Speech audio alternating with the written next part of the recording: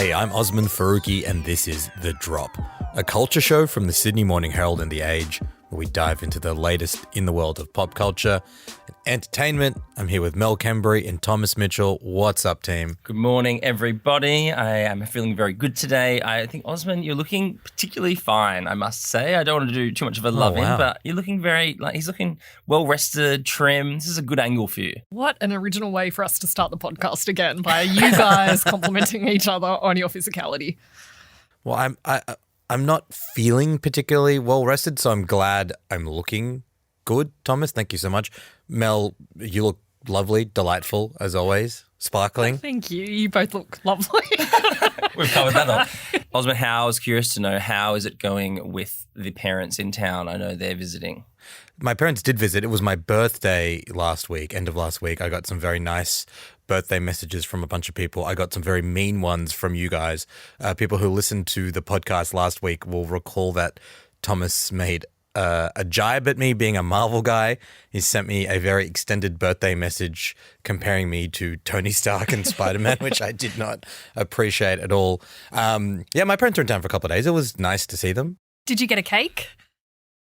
I did not get a cake. I got a very nice sweater from my mum for my birthday, which I feel like is a very mum gift to get. But also it was her birthday. Her birthday is just a few days after mine. So, that was nice to celebrate with them. They're on holiday in Tasmania right now.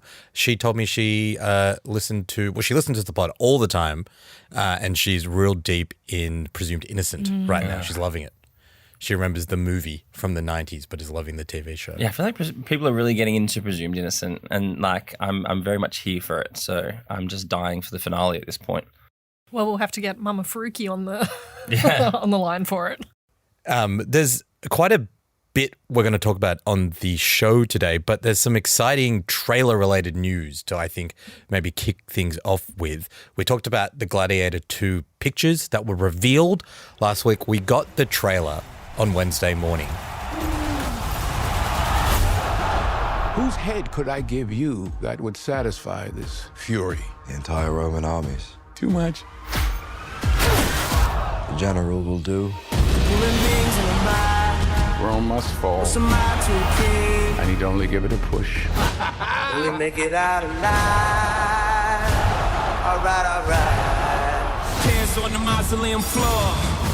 Blood stains the Colosseum doors. They really went all out for this trailer. There was a lot of Denzel. There was a lot of Paul Mescal. There was the Colosseum being flooded with water. There was no church in the wild. Sorry, you've forgotten the gladiator riding the rhino?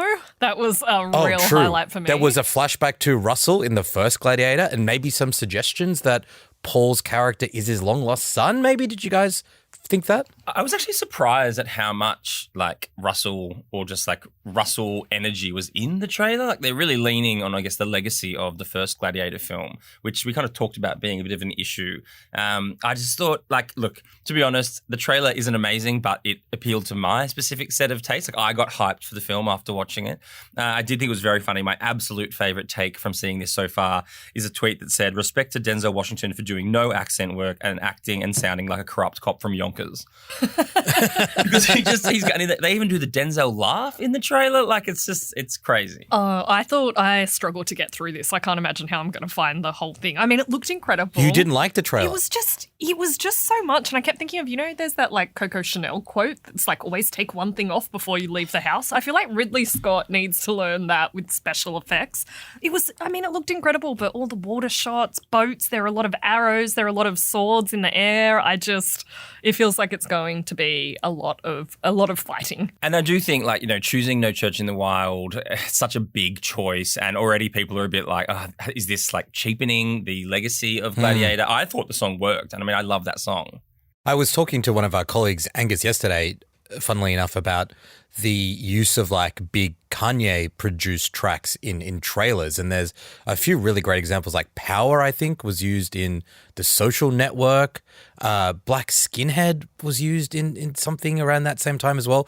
There's something about that maximalist sound that gets you really excited. Also, just the repetition of the line about the Colosseum again and again while we're looking at shots of the Colosseum. It's a little bit obvious, but still pretty fun. It is funny though, because I saw this. Have you seen that Kanye has texted someone saying he's retiring from music? Like, do you reckon he saw the trailer and was like, fuck, this is it for me. I'm out. It was Wolf of Wall Street was Black Skinhead, I think. I was surprised to see the Russell throwback in the trailer. And then I was wondering, are they going to do the "Are you not entertained" line? Are you not entertained? Are you not entertained? So I was generally excited about this trailer, and like Ridley in this era, yeah, it's hit and miss. The Last Duel, really, really good, but we talked about this. Napoleon, not as good. I don't have super high hopes for this, but I thought the trailer looked fun. But yeah, two bits that worried me. One, what you just said, Mel. Russell's not in this film, and he's very upset about not being in this film. So using him and his story so heavily feels like a bit unfair to Rusty. The other thing, I'm doubling down on the Paul Mescal situation here. I'm not saying that he's not a good actor, but we talk about women actresses who have like, that kind of meme of a period film with a woman actress and the line is like, I can't believe her because she's like seen Instagram. We talk about this with like Elle Fanning and stuff. They're like, this just doesn't make sense. She's got like a face and a look for a modern environment. I feel like Paul Mescal has that too. Like, this is a guy who has just left Laneway Festival and walked into the set of Gladiator II. It doesn't really work for me. Yes, I completely agree. Like, we kind of spoke about this on text. Like, Russell at least looked like rough and, I could believe that he was, a slave that came good. Whereas Paul Mescal just doesn't have, like, he basically may as well be wearing the fucking shorts. Like, it just doesn't add up. Fully.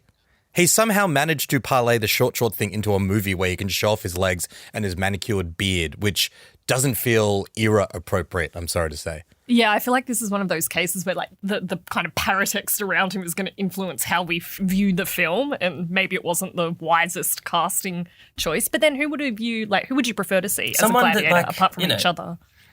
I mean, Osmond would be great casting. Probably more appropriate, to be honest. I don't know, someone that's like a bit ugly, beautiful. Like Jesse Plemons would be good. Like, stick that motherfucker in Gladiator. Yes. Okay, I can see that. That's a great call. The other trailer that dropped this week that I got excited about, I don't think I've talked to you guys about it yet, F1, starring Brad Pitt. Red Bull, Ferrari, Mercedes, Aston, now McLaren, all have a speed on the straights. Our shot is battling in the turns. We need to build our car for combat. How am I supposed to make that safe? Who said anything about safe?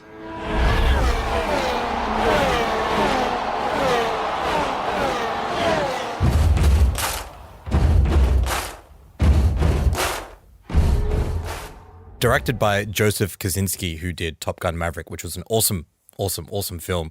The trailer didn't like reveal a lot. There was like a lot of Queen and just cars racing around. Apparently they filmed a lot of this film at actual Grand Prix, like around the world. I'm not a huge F1 head, but I've been to the Grand Prix. I enjoy it. I really like Brad Pitt. I like sports films. This looks pretty fun. How are you guys finding the vibes on this one? I was shocked about how little this trailer revealed about the film. I think Brad has like one line in it and then the rest of it is just car shots. I kept waiting for like the plot to be shown. I'm excited about this. I like F1 films. I like the F1. Love the grid walk. He was on, actually I saw them chasing Brad Pitt on the grid walk just over the weekend. I'm excited about this film. I think it will be good. Yeah, I think so too. From what I could piece together, like from the trailer, it seems like, so Javier Bardem obviously plays like a team principal, which I think is really good. Really good casting. Like, he looks like that.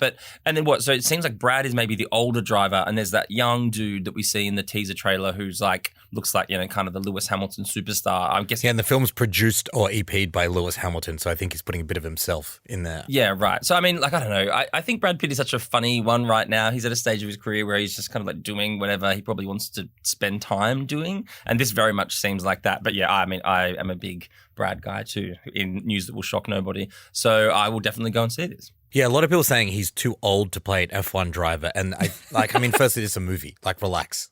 Everyone take a deep breath. Tom Cruise is too old to be a Top Gun pilot. That's also the case. But I think his character is supposed to be like a retired driver who comes out of retirement to help train a new person. That's a cool story. Or that's like a framework that I'm into, like a Creed sort of, thing going on. Imagine the insurance overheads on getting Brad Pitt to be allowed to drive an F1 car. But I mean, if Nicole Kidman has taught us anything, we'll talk about her shortly. You're never too old to play something that doesn't. You're never too old to make your dreams come true. Correct. Well, I mean, let's get to that one. Today on the show, we're going to talk about something I've wanted to discuss for a while, and that is kind of what the hell's going on with Australian music right now. The ARIA charts show that Australian artists are regularly struggling to break into the top 50. The biggest Australian acts that are breaking in are acts from like 40, 50 years ago, like AC/DC and Crowded House. Generally speaking, it's very, very hard for local, younger, up-and-coming, even successful acts to get recognition, to get airplay, to get featured on streaming platforms, to sell tickets to shows. We're going to take a look at what's going on and what could be done to shift things a little bit. We're also going to take a look at the second half of The Bear Season 3, whether our views on this season have shifted as we make our way through the show. But first up, you alluded to this, Thomas, Nicole Kidman, something we got to talk about. Earlier this year, Amazon gave us The Idea of You, the age gap romantic comedy starring Anne Hathaway and Nicholas Galitzine. I thought it was fine. A lot of people didn't like it, but yeah, just, it's a light, cheap, fun comedy from Amazon. And a couple of weeks ago, Netflix gave us their version of what is literally the same story, essentially. It's a family affair, stars Nicole Kidman and Zac Efron. It's another age gap romantic comedy where Nicole Kidman plays an older woman who has a meet-cute with a famous younger man. They start dating, drama ensues. The film went to number one pretty much straight away on Netflix.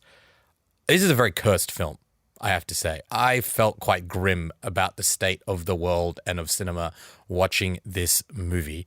Let's talk about it. Well, what were your guys' top-line reactions to A Family Affair? I thought A Family Affair made The Idea of You look like a nuanced and poignant movie. Yes, thank you. Thank you. Which I didn't think at the time, but now in comparison, The Idea of You wasn't so bad.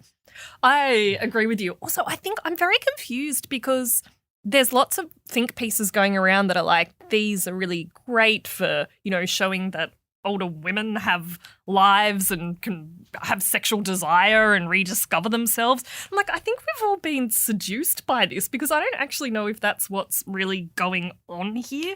I mean, the women in both of the shows, they're a certain type of woman, like they essentially function as like authenticators for the man. Like they're the ones who can show who they really are to themselves. But then they're also the same type of woman that's allowed to experience this kind of love affair. They're like both artists or in the art space. Anne Hathaway was a curator and Nicole Kidman is a Pulitzer Prize winning writer. So I guess that's suggesting that they're in open-minded communities. And then they're both kind of recovering from either a husband that's passed away or a traumatic relationship. So they're, it's not like this is what they do all the time. This is an exceptional moment. And then they both have to have daughters who can be like, yeah, but they're still maternal, right? Like they're still anchored in their motherhood. I don't know. Yeah, I just think these things are really problematic. And the whole basis of them is that we're meant to experience shock at this relationship, which in itself is kind of problematic. Anyway, I think they've dressed it up all glossy and they're telling us that this is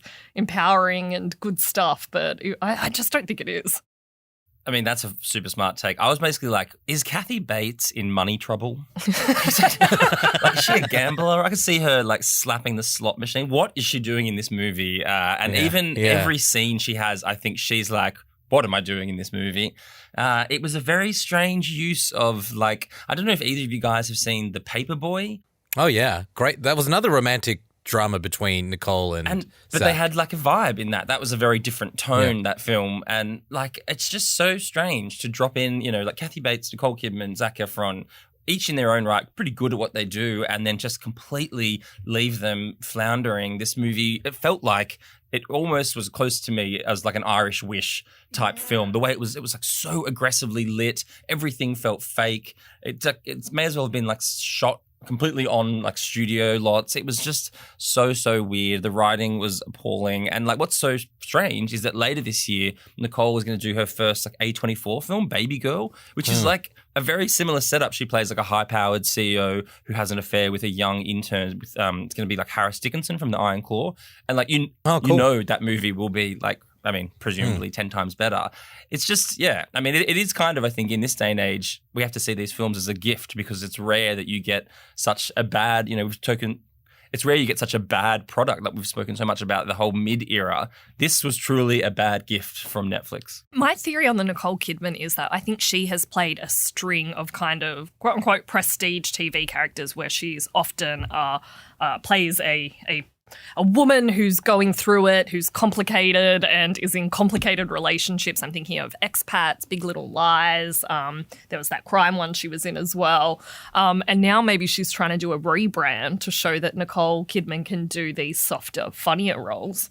In terms of the overall structural issues with this film and these types of films, Mel, I couldn't agree with you more. I think they're trying to convince us that we should feel good and be stoked that they're showing us older women being sexually active when these are kind of some of the most weirdly morally repressed films around. I mean, at least the idea of you had multiple attempts to show Anne Hathaway trying to be sexy. This film has one sort of sex scene that is interrupted by the daughter, and the rest of it is just her feeling guilty about the whole thing. I don't think the politics of these movies is something to get particularly excited about. But then the actual specific mechanics of this, the first scene where we meet Nicole Kidman and Kathy Bates, it's written like the script was done by AI. The performances are ridiculous. The setup is ridiculous. In that shot, there's something like 2 Oscars, 4 Emmys, 8 Golden Globes, and a BAFTA. And I'm just like, what have we done to deserve this right now? It's obviously a money play from everyone involved, and they're allowed to get that bag. But at what point do we stand up and say, actors and streamers making stuff like this devalues the craft of cinema to such an extent that audience expectations over time erode and that they don't understand what a good film is anymore. We end up with just 100 of these things a year. This is why I say it's cursed. I don't think it's just a bad movie. I think in 20 years' time, when people write about how Hollywood and the world devolved into the grim state that it will inevitably devolve into, they'll be like, A Family Affair was a key moment in human history. Let's also not forget all of Zach's Kids' Teen Choice Awards that he brings to the table.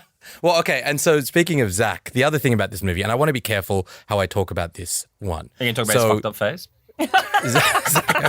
Zac Efron looks unusual. And, he did have an accident and he had reconstructive jaw surgery, and his body and his face, it looks unusual, right? And I would say he looks significantly older than his 36 years.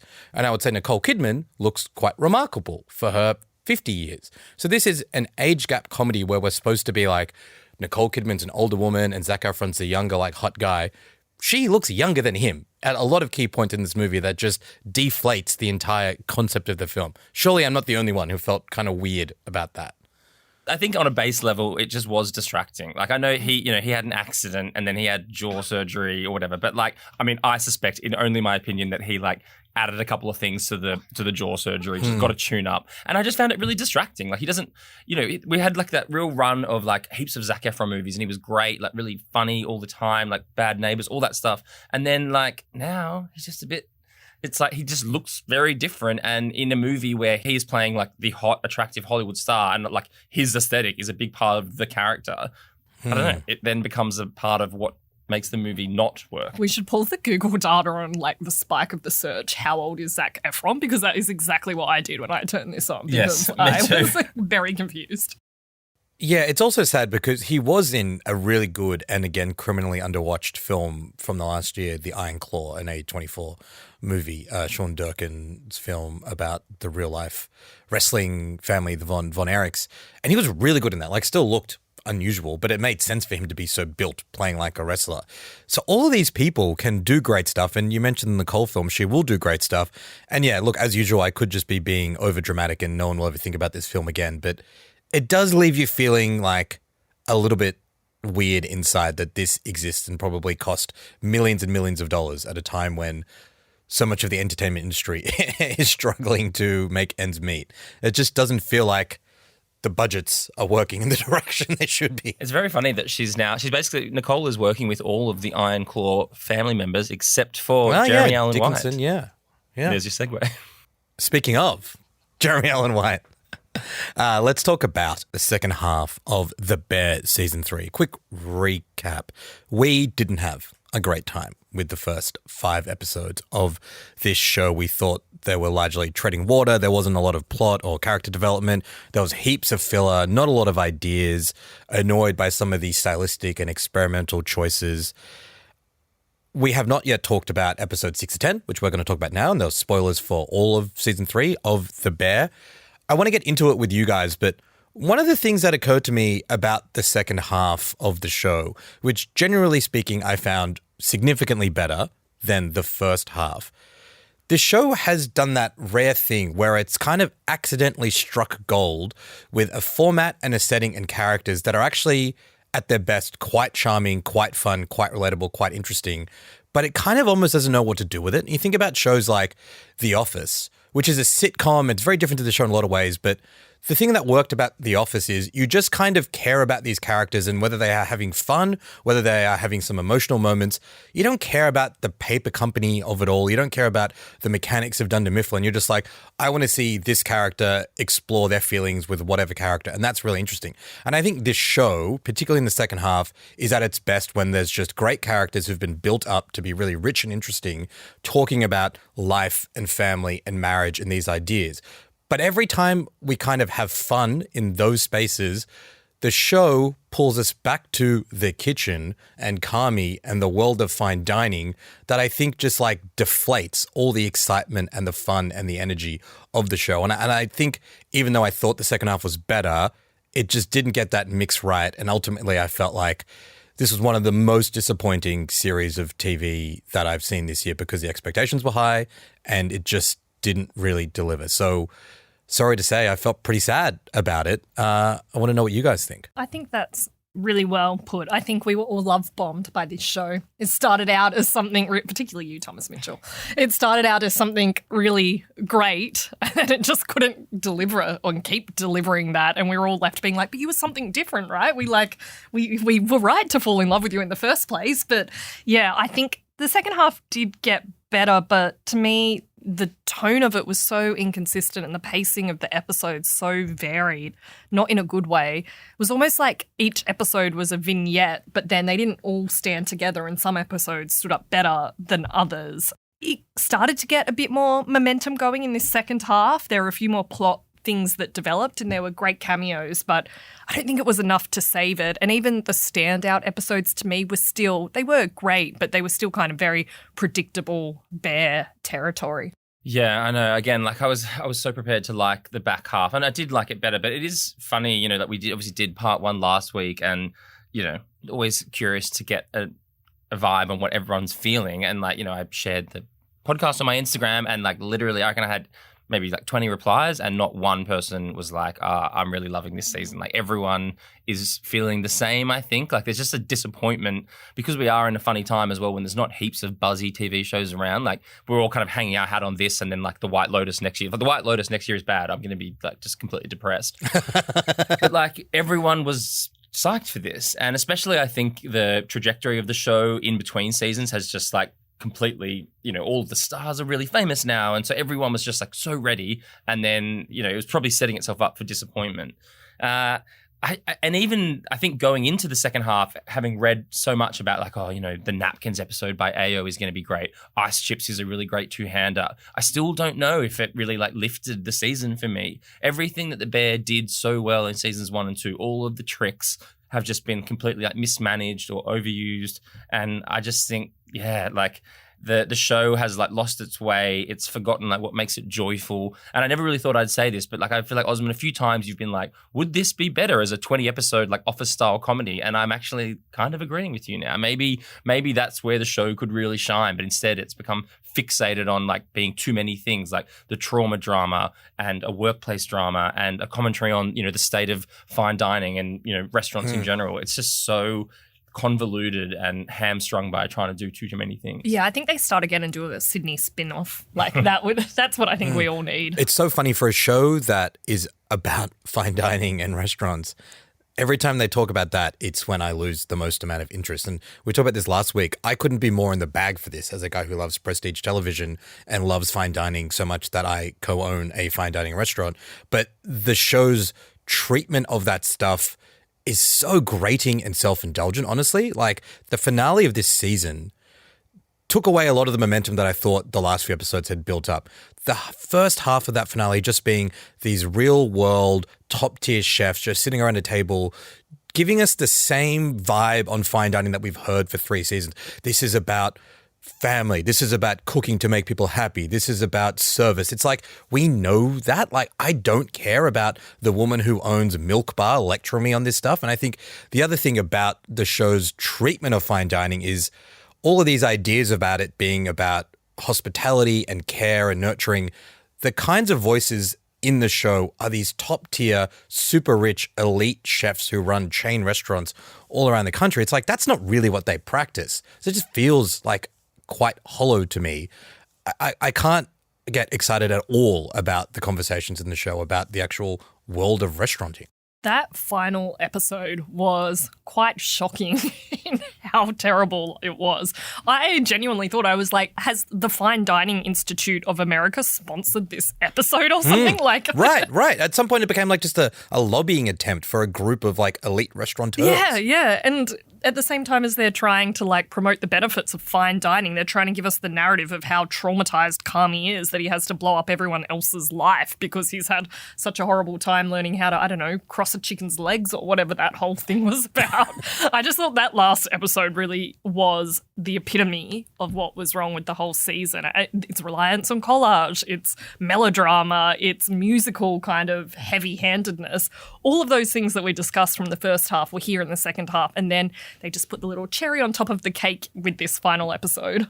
Yeah, and that's what I mean in terms of like, who is this show for now? Like, I feel like in the first 2 seasons, you know, I don't know, none of us are really like super familiar. I mean, maybe you are, Osman, with the like Chicago dining scene. But there were like, you know, little snippets of people in the first 2 seasons that were like winks and they were like well used and everyone was like, oh, that's cool. That's like insidery. And now it's gone the complete wrong way. And it's like, I don't know, is Christopher Storer, he and his sister have like a deep, you know, food background. Is he just like trying to impress these people and like win them over by putting them in his like really famous show? Because it no longer felt like that was for the audience. That felt like it was for the people in the show to be like, you know, like this weird circle jerk thing, which is like not what The Bear has ever been about. And like, you know, I do think, all of that being said, there are still some really like beautiful moments in these episodes. And like, I know we're going to talk about the Tina episode. That was great. Like we, you know, to go back into the world of just that one character and get this bottle episode, and, you know, nothing kind of matches, I guess, like Fishes or Forks from last season. But I still thought the journey of Tina was good. And also it convinced me once again that the only thing I really want to eat at The Bear or the beef is the Italian sandwich. Yeah, let's talk about the stuff that was good. Like the Tina episode, I enjoyed it because it was a respite from all the wanky circle jerk stuff, and it gave me stuff that I kind of didn't know that I needed or wanted. But then when I got it, I was like, this is actually cool. Like I didn't know anything about how long Tina had been working at that restaurant, getting an insight into her life, getting a snapshot of just like working class life in America for someone from that kind of background, and the struggles that you experience, the meeting with John Bernthal. Like, it's so good to see John Bernthal in the show. That was awesome. Just like 15 minutes of them sitting at a table talking about their life, their work, their dreams, what they want to achieve. That felt like quite meaningful and nice, and was a really good break from all the bullshit of the Kami, oh my God, it's so hard to get the wishbone out of the chicken, man. Who gives a... That's what I mean. Like watching the two of them talk, like that was like a really beautiful human moment when they're like comparing their shitty days, and he like goes first and then she goes next. And that's like, how many people do that every day when you're like, I'm having a bad day, me too. Like, okay, you download, then I'll download. Like that's the show at its very best. You know, you've just got two people in a situation, they find their way to one another, and then like we go from there. And it's just so much more relatable. So I just thought like that the Tina episode worked really well. And like I thought her husband was a great character. It just, yeah, it was really nice. And, you know, I thought in terms of like a great, you know, addition to her CV, the way the repetition of Tina every day, like going out to find a job, like the way it was cut together, like it looked great. So that to me was like the standout.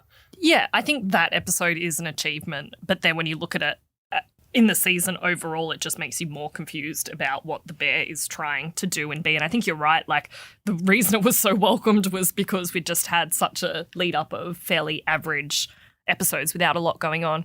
I do think this show is like very kind to its characters. There was that moment in the Tina episode where she says something like she's not she doesn't attack all the younger people who have kind of dismissed her and rolled their eyes at her because of her background. She's very generous about it. And I do think that is something this show does, sometimes for good or for bad, that it's kind to its characters. Yeah, people are kind of like victims of circumstance and of the structures around them rather than being individual morally bad people. It's like what Tina's going through is a structural readjustment of the Chicago economy where people like her are considered devalued, and a whole generation of just like young, hyper addicted to work people who don't care about it because they're alienated and whatever. That's smart and interesting. Yeah, definitely. And she treats her with a lot of dignity.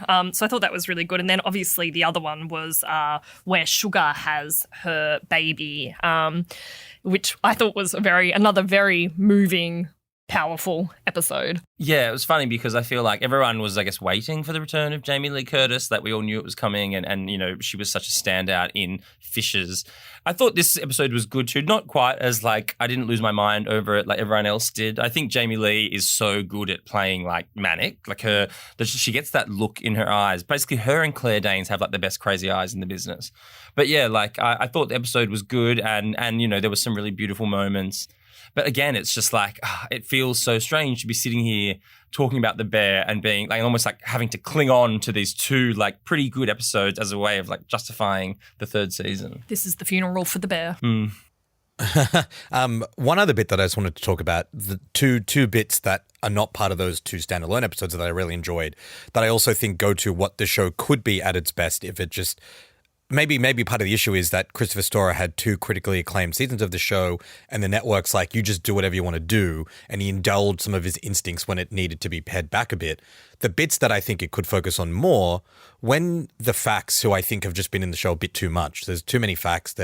I don't know whether it's about them trying to justify their comedy entry at the Emmys, which I think is maybe part of it, because there's been this constant conversation of how is the bear in the comedy category, this is like category fraud, and now they're like, no, it's funny, we've got these funny guys.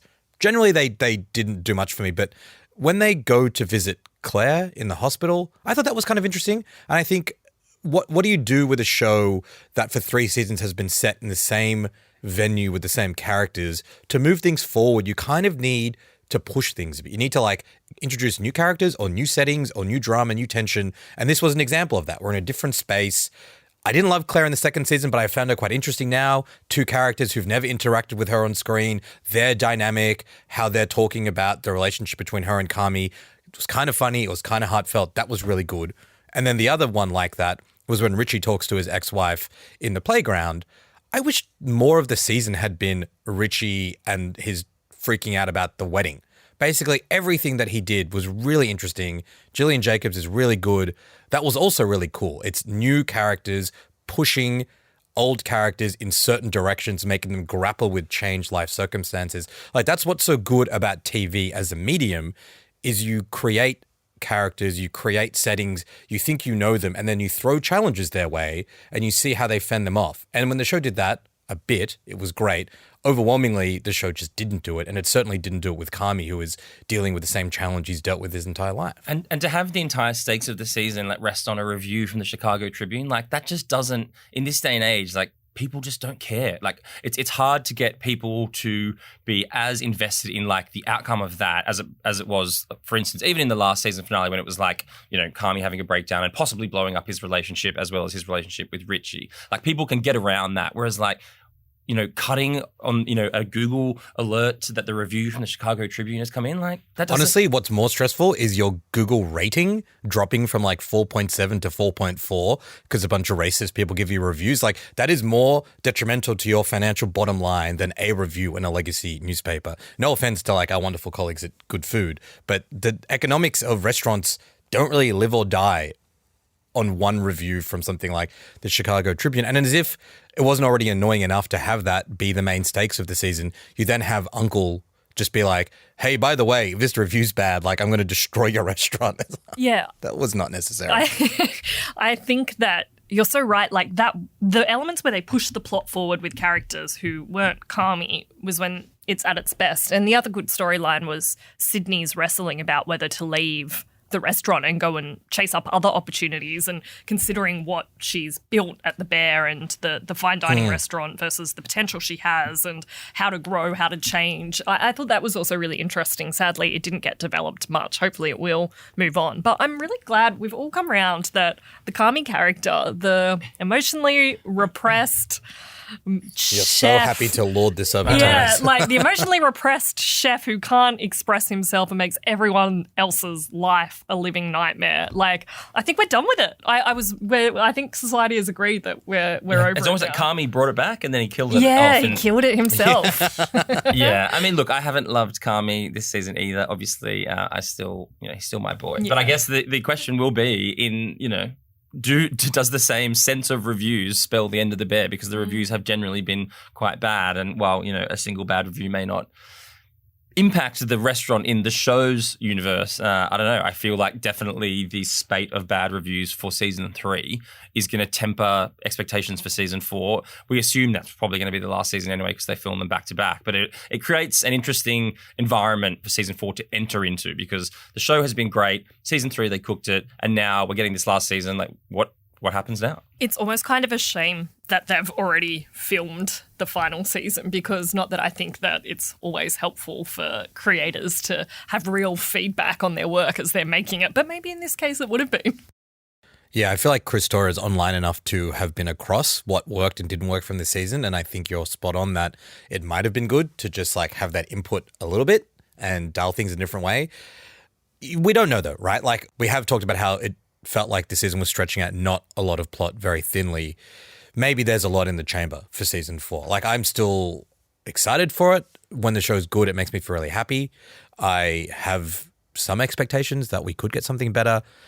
And I guess the advantage at this point is expectations are low, so we can only be like happily surprised. So it'll be fun to talk about it next year when the show's out. But yeah, sad to say, not one of our best viewing experiences this year. No, do not let it rip. Just let it simmer a bit more.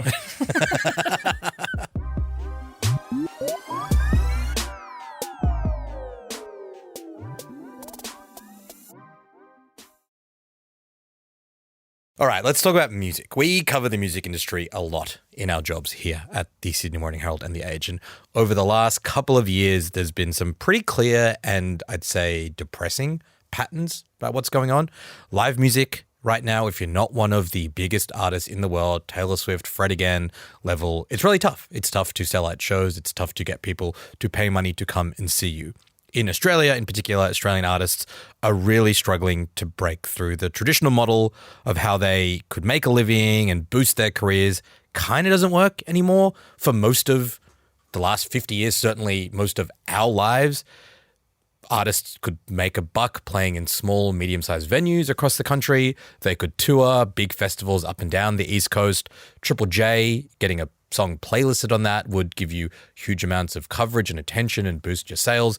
Triple J just does not rate in the way that it used to. It can't influence the tastes of Australians in the same way anymore.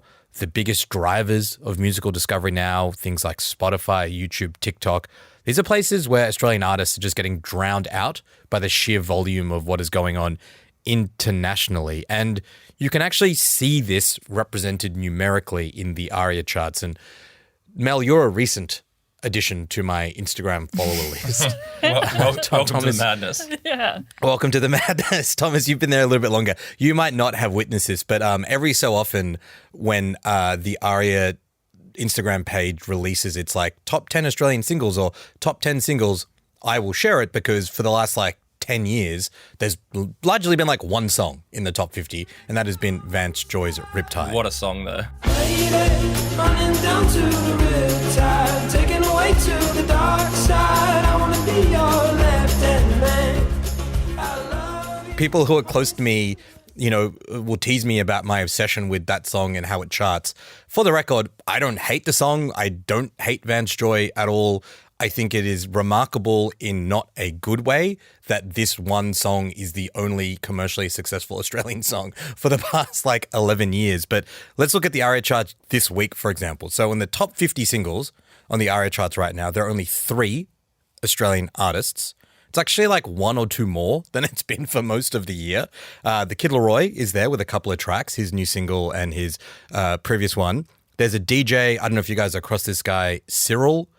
He kind of does reworks of songs. He has remixed Stumbling In, the Susie Quattro and Chris Norman track.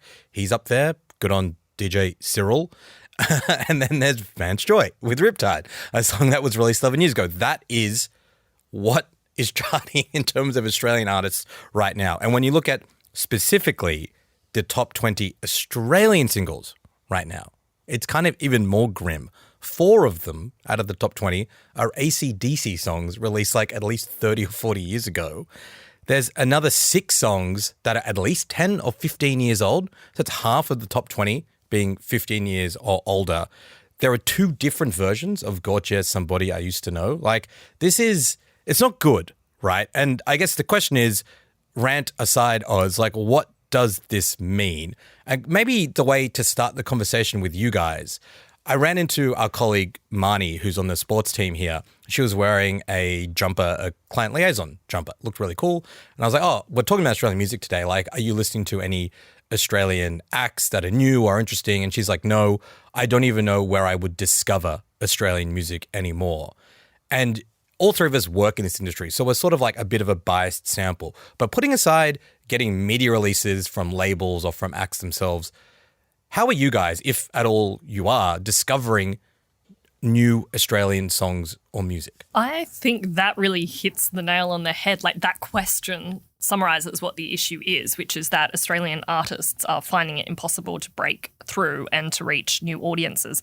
When you think about like the traditional methods of discovery, they're no longer there. Triple J is struggling, we know, to retain a Gen Z audience. We know that music street presses are not thriving in the way that they used to.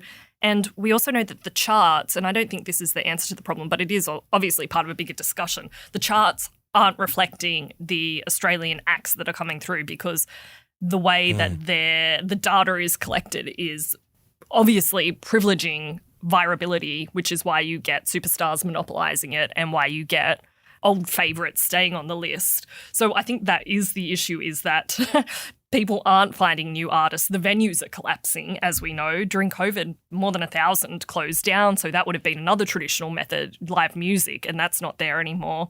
How do I find it? I guess I'm pretty lucky in the job that I'm in. We often get approached by record companies who are showing their new acts, and that is actually how I've discovered a lot of Australian music, particularly that like Peaches PRC. Every so often we will do kind of young music to watch story. So I guess that's really how I find it, through this like lucky position that I'm in. But if you're not in industries where you're getting that kind of access, I don't know where you're finding it. Yeah, it is really strange. Like I feel like I have had like really strange experiences that speak to, I guess, so many of the problems that we have. Like, okay, for instance, when you get into the car and you drive, most people, I would say, have automatically your Bluetooth hooks up to your car and you listen to music on streaming that you've already been listening to.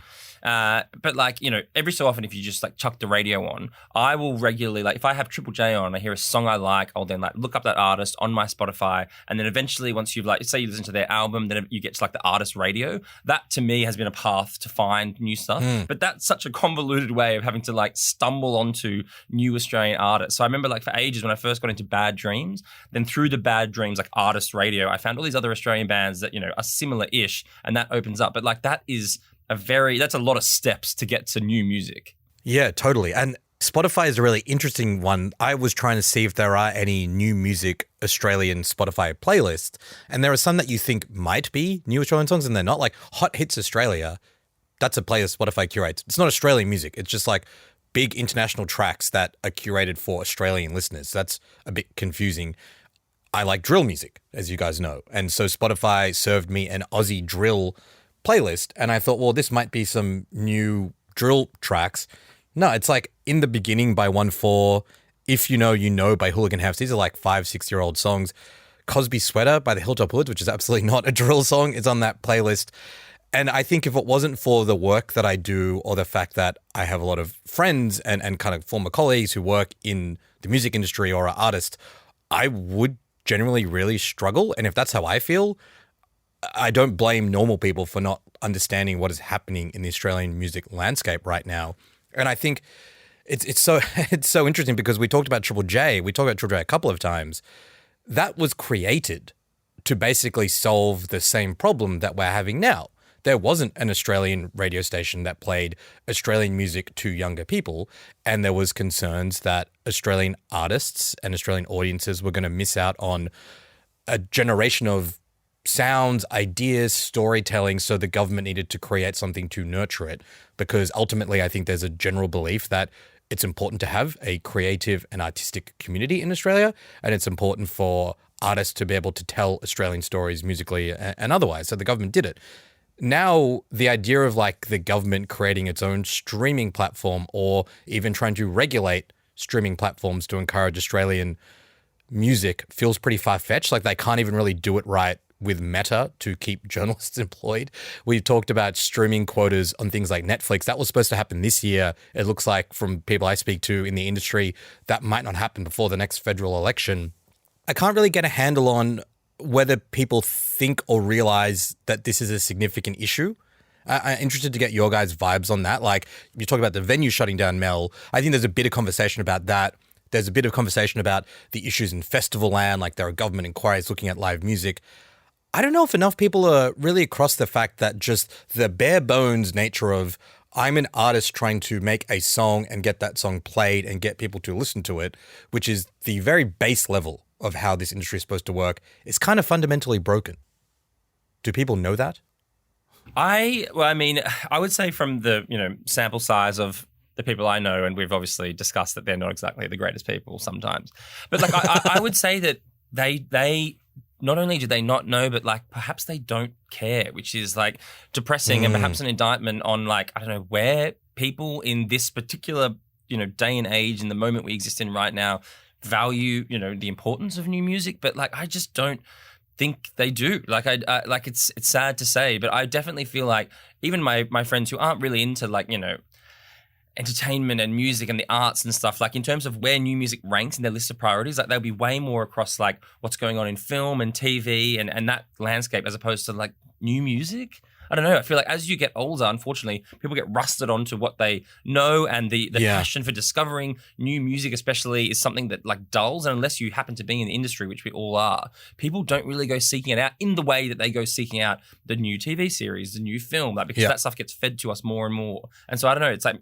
on so many different fronts. I think, to be a new group or a new artist, you're facing like a lot of different battles. Yeah, and I also don't know if people fully realise the necessity of protecting Australian culture and why it's important to support Australian new artists in particular, and not just in music. Obviously, this applies to all different fields, but I think that is a historic thing that goes well back to like the cultural cringe and how we've consistently devalued the role of the arts. And like, I don't know, even, STEM is important, but things like STEM, sport, all these other things are historically valued over the role that storytellers have. And I think that it's because it's hard to measure, right? Like, although sometimes you can measure it when you have certain film franchises or, we talk about Bluey a bit.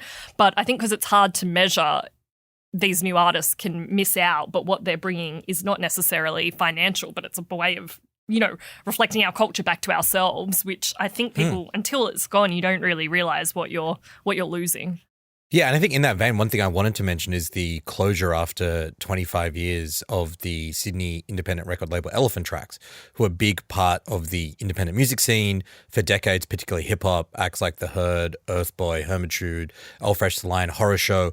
Like, these are independent acts nurtured by a music label that could eke out a living, we should say, never super financially lucrative.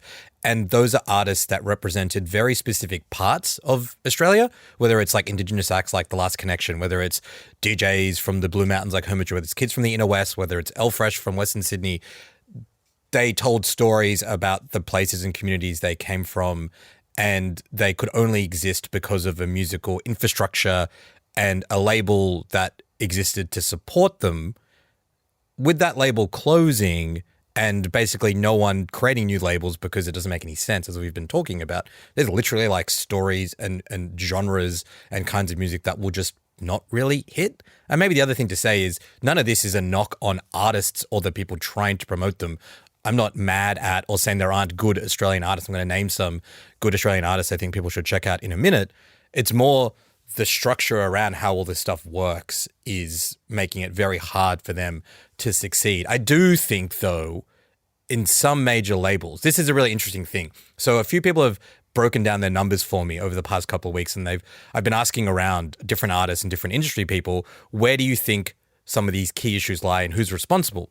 They made the point that in the olden days, like say 10, 15 years ago, about 90% of the revenue from major labels came from selling new music because people had to buy albums, right? Once you own the Fleetwood Mac best of album, you don't need to buy it again. You just play it all the time. So for labels to make money, they have to find and break and nurture new acts to convince you to buy new records. With the advent of streaming, the numbers have totally flipped. About 90% of the money comes from streaming back catalog stuff. So you do listen to Fleetwood Mac on Spotify rather than playing the album now. And every time you do, that generates money for the label and for the band. So major labels don't have the same incentive they used to find and nurture and help break Australian artists. There are big labels in this country who have cut back their A&R departments, and they're the people who are in charge of finding and nurturing acts because it's way less risky and more economically safe to spend $1 million saying, go and listen to Fleetwood Mac records than it is to say, hey, this new artist, Thomas Mitchell's got a great album, give it a red hot go. And so there is that side of it as well. And I don't know what the fix is. I don't run these labels, but there's a lot of factors that are all aligning to make the Australian music landscape feel pretty grim at the moment. But then, I mean, a lot of buzz around that Thomas Mitchell guy, by the way. You guys should check him out. I think that's what's so interesting, though, because like obviously we're seeing this like clogging of the charts with old artists. Like, you know, as it was, Harry Styles has been on there basically since it dropped. Ed Sheeran, like all these people that we just like, you know, obviously Taylor. And I saw that in the UK, in the official charts company, they changed their rules a couple of years ago to limit the amount of songs that one artist can have on the chart. So, yeah, interesting. So one artist can only have a limit of 3 songs in the UK chart at any given time. So, you know, that was like I've actually created in response to Ed Sheeran's whichever math symbol album he released that was really good. But like, so that means, I guess, could that be an incentive to a label? Because, you know, obviously charting still means a lot. It makes you eligible for a bunch of awards, and labels still want the prestige and recognition that comes with charting. So if we do institute rules like that here, so you can only have, you know, 3 songs from an artist, or you could have, like, there's been suggestions of doing like time limits. So a song can only chart for this long, or it has to be within this amount of time of release. And then I guess you create a bit more of a framework around what is allowed to chart. So then, because obviously, as you said, the nature of streaming is that people just go and listen to whatever they want to listen to, and it's often just their favorite songs from 15 years ago. And that way you can kind of like maybe like massage the charts back into a more contemporary reflection of like what is going on and what is actually being listened to as opposed to people's favorite shit. But I don't know if I do think that like, I think it's interesting to talk about the charts. And I think the ARIAs have changed their charts and how they collect their data over the years. But I do think that would be that's a bit of a distraction from the issue. Like, I don't know if you want to massage the data to necessarily tell a kinder story to Australian artists. Like, you may as well just address the issue of why Australian artists are struggling so much rather than be like, well, here's the data all polished up. I mean, we do it for your story sometimes. We twist the data to look good for you and it doesn't address the issue, right? Like, you know what I mean? Like, it's a distraction in a way. But I think you could address all problems at the same time. Do you know what I mean? Like, rather than, just like papering over the cracks of the data to make it paint a pretty picture, that could be part of a larger solution. Yeah, like what merit is there in a chart that tells you that AC/DC have 4 songs in the top 20 right now? That to me is an issue. It's like, maybe, I think all the ideas you suggested, Thomas, make sense. And maybe there's another one there, which is like, just have a chart that is for like music that's been released in the past 12 months. So we know what Australian acts that are making new music, how are they doing? What are people listening to? What is hitting? Doesn't solve all the problems. I completely agree with you, Mel. But if like a young Australian act, someone I was going to mention, Nick Ward, has a really successful song because he's been playlisted by Triple J, he's been announced as Troye Sivan's support act for the tour later this year, there's maybe a little bit of buzz around him. If he can get the chance to track in a chart that isn't crowded out by AC/DC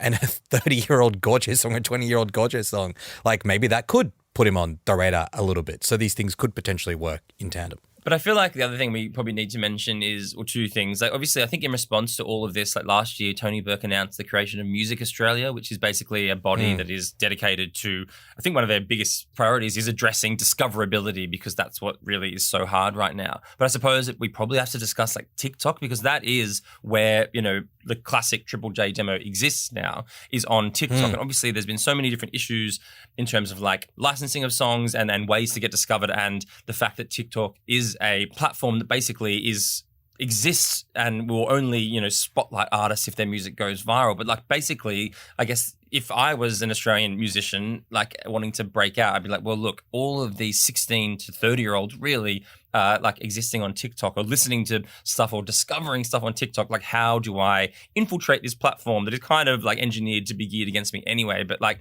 what happens there? Like that is a big problem for Australian artists. Well, I think it's a problem if they feel like they have to infiltrate that, because TikTok obviously likes a very certain kind of music. I mean, Gracie Abrams is maybe the epitome of that. It likes a very certain kind of song, and that's dominating. So I don't think you want to get the Australian artist to create the song that TikTok is loving, because then you will just have the same song created over and over again. I actually think the bigger issue really is like artists don't make a lot of money out of record sales or streams. Like, they make their money out of touring, and that I think is the real crux of the issue in Australia, is that they don't have anywhere to play anymore. Totally.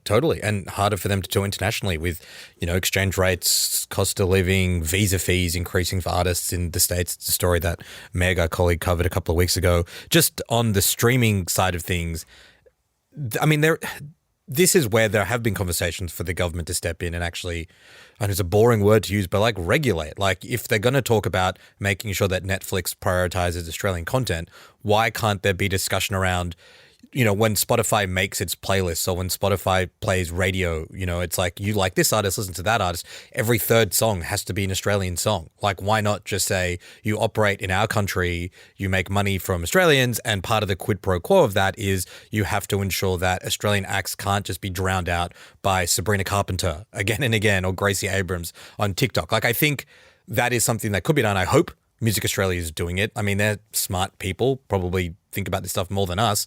I'm kind of surprised that no one in the government just stood up and said, hey, yeah, there's a real issue here with music in Australia. Every artist is talking about it. Every label is talking about it. The media is talking about it. We're going to look at what we can do. It sort of just seems like, oh, we'll maybe get to it once we figure out what to do with Netflix, which has been going on for years and years. So I feel a little bit pessimistic, but hopefully this conversation encourages people to think about it. Maybe there are some influential people listening to this and starting those convos. If music companies in Australia, if artists started demanding the government do something to enforce Australian music be played on things like TikTok and Spotify, I think that could go a long way, along with the touring stuff that you mentioned, Mel. I'm kind of skeptical that we'll see the government try to enforce quotas on TikTok. I agree. I'm just chucking out some ideas to be positive. We've seen how they've gone with Meta. I actually think the more maybe effective model to steal from is what they've done with the film industry, which are like kind of tax offsets and rebates. I wonder if that's more of a way to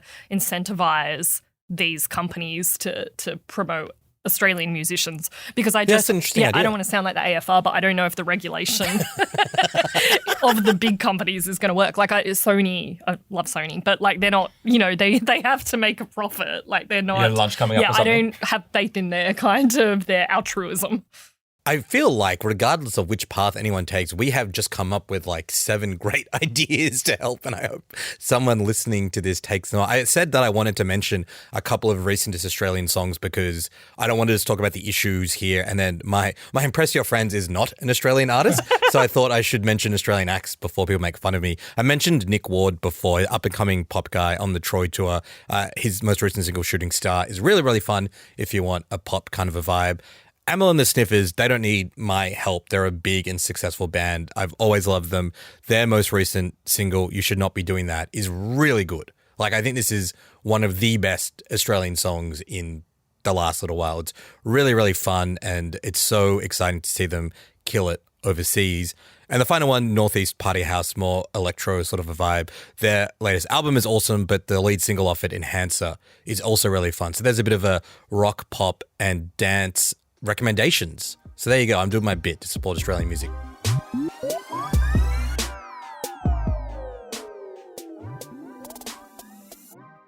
Let's move on to our final and most beloved segment, Impress Your Friends, where we share something that we watched, listened to, read, or consumed last week in culture. Mel. I'm up. Well, promoting new Australian writers, my recommendation this week is Kin Myant's new memoir, Fragile Creatures. It's the word that comes to mind is graceful. Like, it's a very graceful book. It's about his experience growing up in Perth. His mum was a migrant from England. His dad was a Burmese refugee. And it looks at the racism he endured in Perth growing up from that background. And it's really quite horrific and at times hard to watch. But then it moves into this experience he has going overseas, and his former partner accuses him of stalking her. So he has to face a court case overseas. And while that's going on, his sister has been facing this illness, which leaves her in bed for months and months and months, and she's getting worse. And it's an illness that, the diagnosis is contentious. So there's all these different elements of it, but he brings it together so nicely, and it's really honest and insightful. And it's a look at masculinity and racism, and also the idea about how the body and mind works together. It's just it's a great read. I would recommend it. And it's a quiet book. It's from a smaller publisher, Black Ink. Kin is a writer, but I don't think is particularly well known. So I hope it does kind of make a mark, because it does deserve to be read. Good on you supporting Australian artists, Mel. Great stuff. I try. Great stuff. Thomas, yes, what have you got? mine is a TV show on a little known Aussie streamer named Apple. This is very good though. We've been in a bit of a funny time for new TV shows, and obviously the bear is pointing us all. But this is Sunny, starring Rashida Jones, who I think we all know and love. I think she's great. And so basically this is adapted from Colin O'Sullivan's novel. But basically she plays an American woman living in Japan with her Japanese husband, and one day her husband and son disappear in a plane crash. It all feels very mysterious, a bit losty almost. But as far as we know, her husband has passed away. She, in this kind of strange, post-death grief that has gripped her, she then gets a knock at the door one day, and she meets Sunny, a robot that her husband, who as far as she knew worked for a refrigeration company, has created and tailored to her exact sensibilities. He has a full history of her life, and he basically is the ultimate companion. And at first she doesn't really know what to make of it. And then as the show kind of goes along, it becomes, this comfort, but it also becomes this increasingly kind of dark force in her life. And look, the show is really funny. Rashida Jones is so good at towing the line between drama and then comedy, and also just there's this constant sense of foreboding. The show does become a kind of comment on, where the future is headed and AI and all of those things we love to delve into. But yeah, if you're looking for a kind of an offbeat show that is a bit different to everything else out there right now, Sunny on Apple is definitely worth a watch. Apple TV hitting it out of the park lately. I think I'd love a robot friend. Yeah, you probably would. Yeah. Avoid the obvious Thomas joke. Yeah, set you up there. My recommendation is my guy, Zach Bryan. Back. Surprise album, out of nowhere. The great American bar scene. I will say I really like this album. So Zach Bryan, for people who are not familiar with my adoration of him, country artist in America, really, really good, had that really big hit. I remember everything with Casey Musgraves, I think towards the end of last year, but has released a couple of awesome albums. His self-titled is probably my favorite. I will say about this album, it's not like a radical reinvention of Zach. It's very much the same stuff that we've had from him in a while, but it's pretty good. There's a Bruce Springsteen collaboration on there, which is really, really nice. My two favorite tracks, if you're a bit daunted by the size and the length of the album and you want to just sort of, what are the good bits? 28 and Oak Island, two real standout, fun, kind of more poppy, accessible bits, but just really nice to have another full-length Zach Bryan album. Yes. It's my recommendation. I just wanted to offer some feedback on your recommendation. Feel free. Firstly, it fucking features John Mayer, and you didn't... sorry. You didn't even mention it.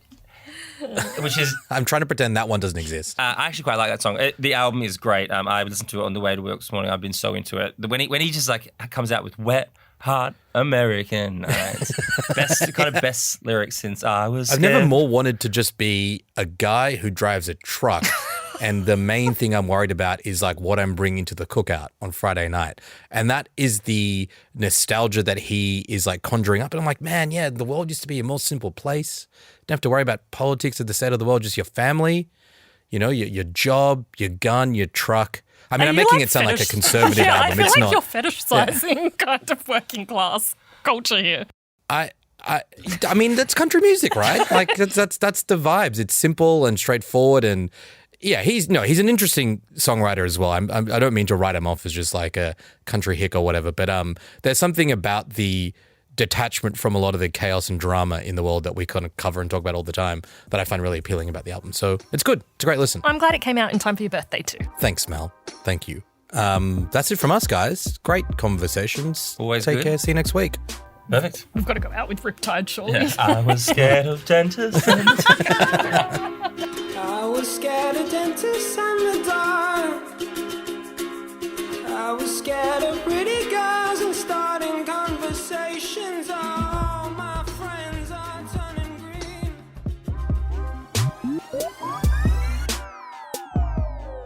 This episode of The Drop was produced by Chi Wong. If you enjoyed listening to today's episode of The Drop, make sure to follow us in your favorite podcast app, leave us a review, or better yet, share it with a friend.